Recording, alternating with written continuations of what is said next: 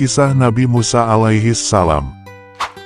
Siapa pemuda yang menjadi sahabat Nabi Musa di surga? Di surga nanti, Nabi Musa akan bersahabat dengan seorang penjual daging. Karena penasaran apa latar belakang penjual tersebut mendapatkan kemuliaan tersebut, Nabi Musa pun kemudian mencari-cari untuk menemui pemuda itu. Akhirnya beliau menemukan penjual daging itu yang sedang berjualan daging di kiosnya. Setiap sore ia baru pulang ke rumahnya.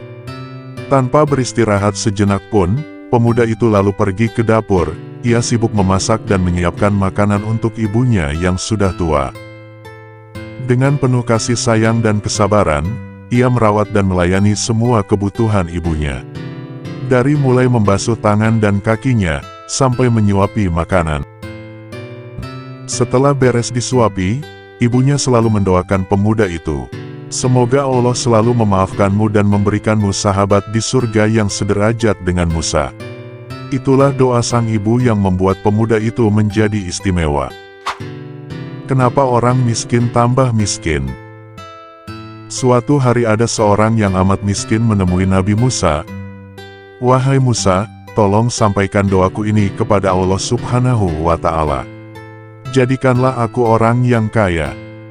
Nabi Musa menjawab orang itu, "Saudaraku, perbanyak syukur kepada Allah Subhanahu wa Ta'ala." Si miskin itu berkata dengan kesal, "Bagaimana aku mau banyak bersyukur? Aku sering kelaparan, pakaian yang aku gunakan pun hanya satu lembar ini saja."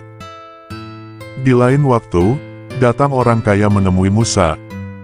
"Wahai Musa, tolong sampaikan kepada Allah.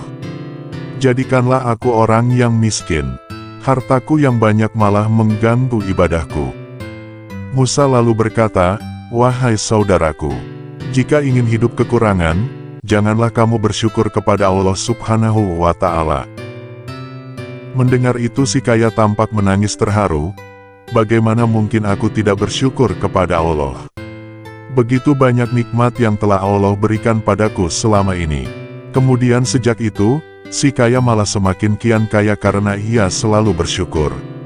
Sementara si miskin menjadi bertambah miskin karena ia tidak pernah mau bersyukur. Allah Subhanahu wa Ta'ala malah mengambil semua kenikmatannya. Maka sekarang si miskin pun tidak memiliki sehelai pakaian pun yang melekat di tubuhnya. Siapakah makhluk yang paling khusyuk beribadah? Suatu hari, Nabi Musa bertemu dengan seekor burung yang beribadah paling ikhlas dan khusyuk. Ia tampak terus sibuk berzikir di atas sebuah dahan besar yang menjulur ke pantai. "Aku sudah mulai berzikir sejak diciptakan Allah," jawab si burung pada Nabi Musa. "Wahai burung, apa ada sesuatu yang engkau inginkan di dunia ini?" tanya Nabi Musa. "Aku hanya ingin minum setetes air laut ini," jelas si burung. "Tapi, aku tak ingin kenikmatan air itu merusak kenikmatanku berzikir selama ini pada Allah," jelas si burung sambil kembali meneruskan zikirnya. Nabi Musa pun kagum dengan ketakwaan dan ketaatan si burung itu pada Allah Subhanahu wa Ta'ala. Tahukah kamu, Nabi Musa lahir di Mesir pada masa pemerintahan Raja Firaun. Ibunya bernama Yukabat dan ayahnya bernama Imron bin Yasar. Raja Firaun seorang raja yang kejam.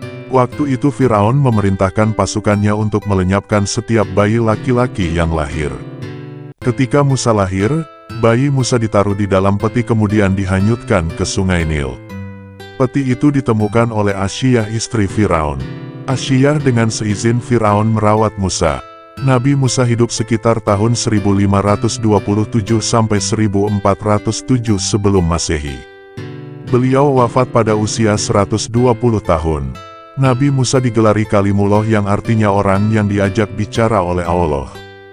Dengan tongkatnya, Nabi Musa bisa membelah Laut Merah, yang digunakan untuk jalan kaumnya menyeberang saat dikejar Raja Firaun dan pasukannya.